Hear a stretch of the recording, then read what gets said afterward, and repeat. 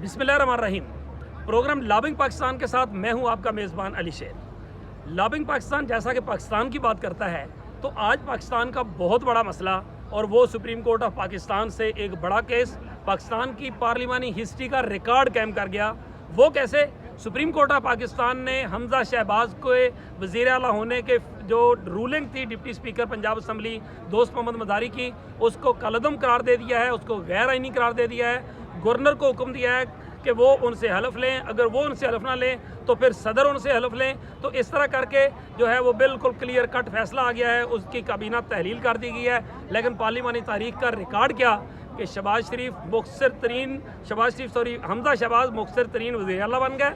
और उसके साथ साथ जो उनकी काबीना का असर रिकॉर्ड बना है कि वो 24 से 48-36 घंटों के दरमियान अपने नाम के साथ साबक सूबाई वज़ीर, साबक मशीर, साबक फलान लिखवा के रवाना हो गई।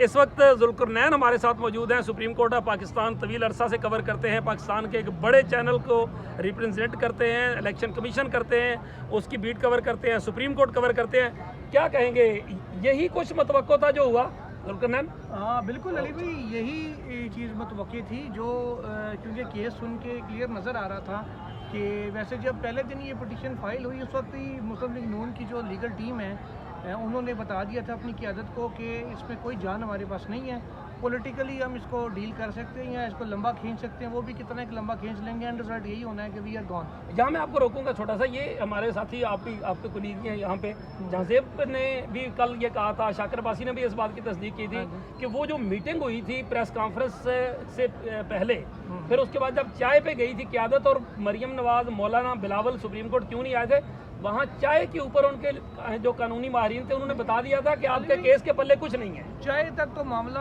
आया था कि वो उस वक्त तक देख रहे थे कि शायद हम कोई लास्ट रिजॉर्ट के तौर पे कुछ हथियार हमारे पास वो करने के लिए। जिस रात को पीटीआई पिटीशन फाइल करने जा रही थी और कोर्ट खुल रही थी, उस वक्त ही बुलाया गया था कि अगर ये मामला होता है तो क्या होता है। कुछ टेलीफोनिक थी, कुछ जूम पे कुछ मीटिंग्स थी। जो इनके टॉप लीगल ब्रेन्स हैं 3-4, उन्होंने उस वक्त ही कह दिया था, जिनमें से एक इस वक्त मुल्क से बाहर भी हैं, उन्होंने कह दिया था कि वी आर गॉन। तो वो इसीलिए बाहर चले गए थे? नहीं, वो ऑलरेडी इलाज के लिए बाहर है। अच्छा। वो पहले से बाहर थे, वो उनका जेन्युइन प्रॉब्लम है, वो जेन्युइनली बीमार हैं वो, और अपने ट्रीटमेंट के लिए गए। उनको कहा गया कि जी आप इस पर राय दें। उन्होंने कहा जी अब तक जो लॉ ऑफ द लैंड है उसके मुताबिक तो वी आर गॉन। जैसे कासिम सूरी ने रूलिंग दी, मामला सुप्रीम कोर्ट में आया, पीटीआई को भी उनकी टीम ने, लीगल ब्रेन्स ने बता दिया था वी आर गॉन। खींच सकते हो खींच लो, ड्रैग कर सकते हो कर लो, इससे ज़्यादा हम कुछ नहीं कर सकते। यही केस यहाँ पे भी हुआ, इनको भी बता दिया गया था। फिर ये कभी प्रेशर डालने की तरफ आए, कभी बायकॉट आए, कभी क्या आए, लेकिन बायकॉट भी इस अंदाज में किया कि वो उस तरह का बायकॉट समझ लें कि अपने मुंह के ऊपर ही आके लगा। 1 घंटा 48 मिनट जो है वो दलाइल दिए। हाँ जी। और उसके बाद बाइकआउट कर लिया। अच्छा, मेरिट के ऊपर दलाइल दे के फुल कोर्ट की सदा की दलाइल मेरिट के ऊपर दिए, केसेस के हवाले दिए, जो सारे आज अदालत ने अपने रिटर्न ऑर्डर के अंदर भी दिए हैं। कल वाला जो शॉर्ट ऑर्डर था फुल कोर्ट का, उसमें भी मेरिट के ऊपर उनके तमाम दलाइल को रिप्रोड्यूस किया गया था। जब मेरिट पे आपने दलाइल दे दिए, बाइकआउट कर दिया, फुल कोर्ट पे आज आपने कोर्ट में आके कहा कि जी हम लोग तो इसको रिव्यू करेंगे, फुल कोर्ट के ऑर्डर को, वेल एंड गुड, आपका राइट है 188 के तहत आप रिव्यू करें, रिव्यू कर लेंगे। जो ये पोर्शन जिसका रिव्यू कर लेंगे, फिर बाइकआउट किधर गया? देखिए जिस पोर्शन का बाइकआउट किया था, जिस कार्रवाई का बाइकआउट करके साइड पे हो गए थे, उस पर तो रिव्यू के भी इखलाकी तौर पे काबिल नहीं रहा। और जो जिस बेंच से इतराज़ था उसी बेंच के सामने दोबारा दरखास्त लेके जाएंगे, नहीं आप फैसले पर नजरसानी करो। नहीं तो फिर क्या कहेंगे कि अब हमारा बाइकआउट खत्म हो गया है? यानी मेन पिटीशन के लिए नहीं है बाइकआउट है। हाँ जी, वो भी जुज़वी, लेकिन जब रिव्यू आएगी तो फिर बाइकआउट नहीं है। देखिए अगर वो रिव्यू अलाउ हो भी जाता, फर्ज करें तो फुल कोर्ट बना भी देते हैं, तो जो मेरिट के ऊपर फैसला आया हुआ है, जो पिटीशन अलाउ हुई है परवेज लाई की, जब तक ये ऑर्डर रिव्यू नहीं होगा वो फुल कोर्ट कुछ नहीं कर सकती। ये कैसे, इसको ज़रा वजाहत करें। इन्होंने अगर फुल कोर्ट का कहा है रिव्यू करना है, सुप्रीम कोर्ट अगर कहती है ठीक है हम फुल कोर्ट तश्कील दे देते हैं आपकी दरख्वास्त पे, आ जाओ, ठीक है। अब जो मेन पिटीशन के ऊपर फैसला है वो तो सीएमए थी एक, जिसमें फुल कोर्ट की इस्तदा की थी प्लीडिंग्स के अंदर, अलग से दरखास्त कोई नहीं थी जिसके ऊपर फैसला है फुल कोर्ट का। इसी केस के अंदर प्लीडिंग में इन्होंने कहा था फुल कोर्ट बना दो, उस पर कोर्ट ने शॉर्ट ऑर्डर दे दिया, ना भी देती तो कोई मसला नहीं था, तो आज के ऑर्डर में भी आ सकता था, फिर भी उन्होंने दे दिया कि चलें ये रिव्यू करना चाहें तो कर लेंगे। जो मेन फैसला है जिसमें हमजा शहबाज को फारिग किया गया, रूलिंग कलअदम की गई है, ये जब तक रिव्यू नहीं होगा उस रिव्यू का कोई फायदा नहीं। तो इसका मतलब ये हुआ कि ये इंटैक्ट और फिर रिव्यू का जो स्कोप है वो भी बहुत थोड़ा होता है। यानी ऐसी फाश गलती जो बिल्कुल सरफेस के ऊपर जो है वो तैरती हुई नजर आए। हाँ जी, तो वो ऐसा आपको कुछ नजर आया? नहीं देखिए, रिव्यू में बेसिकली रिव्यू का मतलब होता है जजेस अपनी गलती तस्लीम करें, नॉर्मली करते नहीं होते, तो फ्रैंकली स्पीकिंग वो बुरा भी लगे तो जजेस से एडवांस माजरत और तस्लीम करते नहीं होते। सिर्फ जस्टिस काजी फाइज ईसा केस में सेम बेंच ने अपने दो ने ओपिनियन चेंज करके दूसरी साइड पे चले गए और रिव्यू हो गया वो एक मामला जिस पर क्यूरेटिव रिव्यू नामी एक दरख्वास्त अजीबो गरीब सी फ़रोग नसीम साहब ने डाली हुई थी, उसका भी सिर पैर कोई नहीं था। वो खैर वो एक मामला जिसमें रिव्यू होता, अदरवाइज रिव्यू पे लार्जर बेंच बने तो रिव्यू होता, सेम बेंच कभी भी रिव्यू अलाउ नहीं करता, इन केस इनका कर भी देता है। ये जो कॉन्स्टिट्यूशनल पटिशन के ऊपर परवेज़ अली की दरख्वास्त पे ऑर्डर है हमजा शहबाज की हुकूमत के खात्मे का, ये इन फील्ड रहेगा। जिस ऑर्डर को रिव्यू कर रहे हैं फुल कोर्ट बनाने वाला, वो अंडर रिव्यू आएगा फुल कोर्ट का। हाँ, फुल कोर्ट सो मोटो लेके इस केस को पलटाए, गैर आईनी करार दे तो वो एक अलग बात है। जैसे सर अब फिर टासी से कहते हैं वो छोटी सर करने वाली बात है, K2 इस तरह सर होनी नहीं है, फुल कोर्ट बैठ भी जाता। तो अभी आपको क्या लगता है कि अदालती हद तक जो मामला है वो 90% खत्म हो गया? 90% खत्म हो गया है। दूसरा राउंड जरूर होना, हल्का फुल्का रिव्यू में ये आ जाएंगे, कोर्ट लगा भी देगी रिव्यू और सुन भी लेगी। जरा इनको जैसे कल भी कहा था कि इनको वेंटिलेट होने थे जो अंदर जज्बात हैं, जैसे आज भी कहा था कि हमने तो आपके कहने पे आपको एक और दिन दिया था बात करने के लिए, और जरा उनको कहेंगे यार अपने अंदर का जो गुब्बारा है वो निकाल दे, गुस्सा तरह निकाल दें, ठीक है हम सुन लेते हैं बैठ के। पहले भी जैसे इरफान कादिर साहब ने गुस्सा किया, थोड़ा सा तारक साहब ने कोशिश की, और दोनों को सुननी भी पड़ेगी। वैसे ये बताएं, वो मरियम नवाज साहब ने कहा है कि ये जुडिशियल कू हुआ है। देखें बात ये है अली साहब, जब हमजा शहबाज कासिम सूरी की हुई थी उस पर 100 मोटो लिया था कोर्ट में, हम सारे आप यहाँ बाहर खड़े हुए थे, फैसला सुन के बाहर आए थे, आपकी मेरी डिस्कशन खुद आई थी, पिटीशन नहीं आई थी, आपकी मेरी डिस्कशन और थी कि क्या होगा, इसलिए मैंने कहा था भाई ठहर जाए, खबर आ गई, ऐसे था 100 मोटो हो गया था, ठीक है अदालत खुल गई थी, यहाँ कोई 100 मोटो नहीं था, यहाँ पिटीशन आई थी।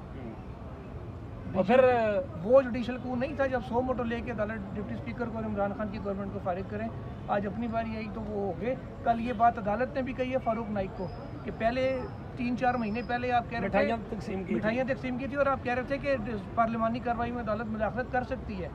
आज हम जब कर रहे हैं तो आज आप कह रहे हैं कि नहीं कर सकती, और ये भी कहते थे कि पार्टी हेड को अमरे मुतलक ना बनाओ। हाँ जी, ये भी कहते थे, ये रिजवान रब्बानी साहब ने ये बात कही थी, जिसका जिक्र सुप्रीम कोर्ट ने 2-3 दफ़ा कल भी किया जज ने, नाम लिए बगैर उनका, कि आप किसी ने पार्लियामेंटेरियन कह रहे थे। अच्छा, साथ ही साथ उन्होंने ये भी कहा नाइक साहब उस वक्त मुदाखलत ठीक थी, आप गलत हैं, ये क्यों?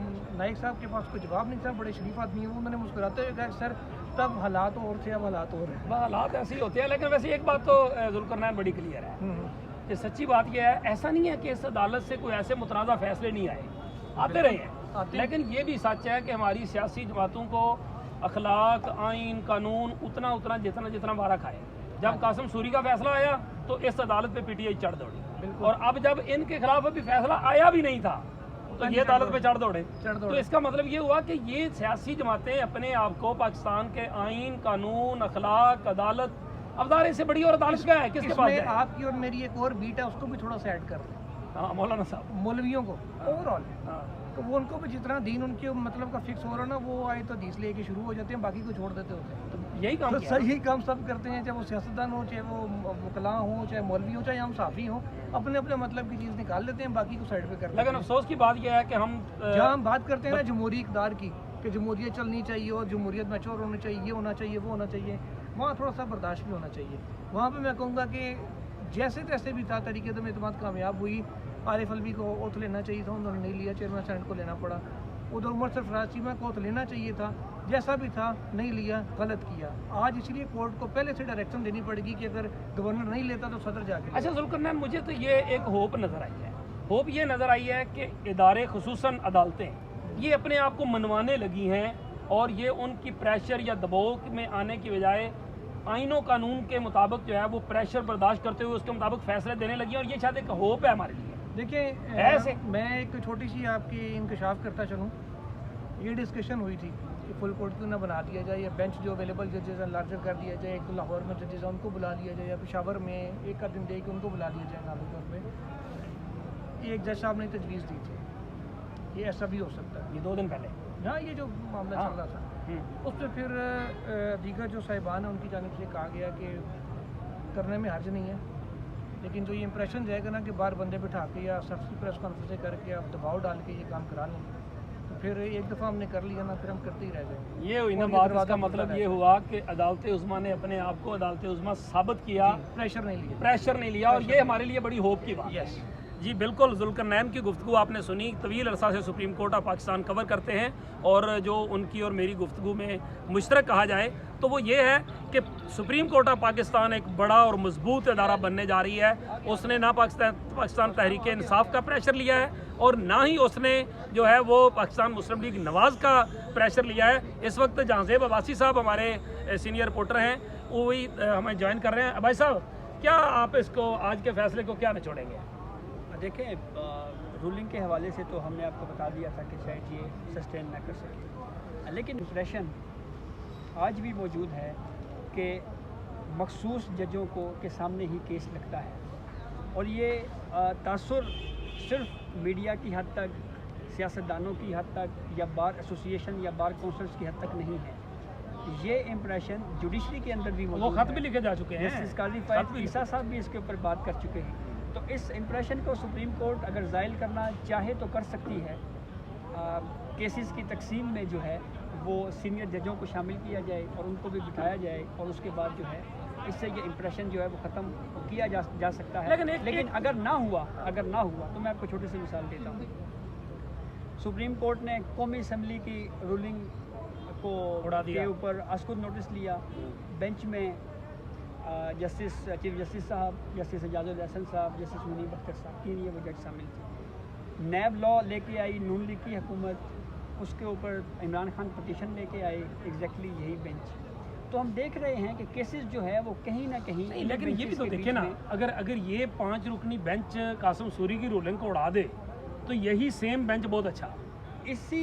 अगर इसके 3 जज जो है वो इस मामले पे हमजा को उड़ा दें तो फिर ये बेंच बुरा तो वही का वही। इसी बेंच कंपोजिशन के ऊपर भी जस्टिस काजी फायद साहब एतराज़ उठा चुके हैं कि इसमें भी सीनियर जजों को शामिल नहीं किया गया। जैसे जमाल खान बंदोखेल है, हालांकि उन्होंने जो है वो बड़े इस हवाले से समझे जाते हैं कि जो अदालतों का सियासत में मुदाखलत है उससे वो हमेशा इस हवाले से बड़ा क्लियर उनका व्यू है कि अदालतों को सियासत में गुरेज करना चाहिए, इस तरह के अमूर में मुदाखलत नहीं करनी चाहिए। लेकिन आप देखें कि उनसे सीनियर जज हैं जैसे यही आफरीदी, उनसे सीनियर जज हैं जस्टिस मंसूर अली शाह, मकबूल बाकर साहब मेरे ख्याल में उस वक्त थे, मौजूद थे, वो अभी रिटायर नहीं हुए थे। तो ये इंप्रेशन बहरहाल अपनी जगह पे मौजूद। एक लास्टली 1 सेंटेंस ओनली, क्या अदालत ने पीटीआई के खिलाफ फैसला दे के और पीडीएम के खिलाफ फैसला दे के ये साबित नहीं किया कि हम आपका प्रेशर नहीं लेंगे और हम आज़ादी से फैसले करेंगे? ये मैं नहीं मानता, हम क्या प्रेशर नहीं देंगे। अगर प्रेशर ना लें तो बाहर जो सियासतदान स्टेटमेंट्स देते हैं उसके अंदर अदालती रिमार्क्स के जरिए नहीं होनी चाहिए, लेकिन अमल को बात करें ना, ऑब्जर्वेशन ना। सर देखें ना, फैसला रूलिंग उनकी भी उड़ा दी, रूलिंग उनकी भी उड़ा दी, गालियाँ उन्होंने भी दी, गालियाँ उन्होंने भी दी, लेकिन दोनों की गालियों की उन्होंने प्रैक्टिकली फैसले में परवाह तो नहीं की ना। जी दुरुस्त बात है, लेकिन सवाल फिर वही आएगा कि ये मामला शुरू कहाँ से हुआ। ये वो बहस है जो हम 3 दिनों से कर रहे हैं। ये बहस शुरू उस वक्त हुई जब आइन में एक डेफिनेशन नहीं थी। सुप्रीम कोर्ट ऑफ पाकिस्तान ने क्या किया, सुप्रीम कोर्ट ने ये कहा कि स्पीकर या डिप्टी स्पीकर वोट जो है वो उसको रद्द कर सकता है और उसके ऊपर फिर ये सारा क्राइसिस खड़ा हुआ और आज तक चल रहा है और आगे पता नहीं क्या होता। लेकिन जो इख्तिलाफ करने वाले जजेस हैं उन्होंने ये कहा है कि वोट को मुस्तरद करने का इख्तियार देना, ये आइन को री राइट किया गया है, यानी आइन को दोबारा तहरीर किया गया है और शायद जुडिशरी को आइन दोबारा तहरीर करने का इख्तियार नहीं है। बिल्कुल ठीक, आइन की तशरीह करने का इख्तियार तो सुप्रीम कोर्ट ऑफ पाकिस्तान को है और वो वाज़ेह तौर पे है और करती भी रही है। लेकिन कुछ जजेस का ये ख्याल है, कुछ और माहिरीन का भी ये ख्याल है कि आइन को जो है वो री राइट नहीं करना चाहिए। उनका ख्याल है कि शायद री राइट किया गया, लेकिन कुछ भी हुआ है पाकिस्तान के लिए बेहतर हुआ है। कम से कम एक इदारा जो है वो उभर रहा है और वो दोनों साइड का प्रेशर जो है वो सस्टेन कर रहा है और अपने आप को मनवा रहा है। ये एक अच्छी बात है।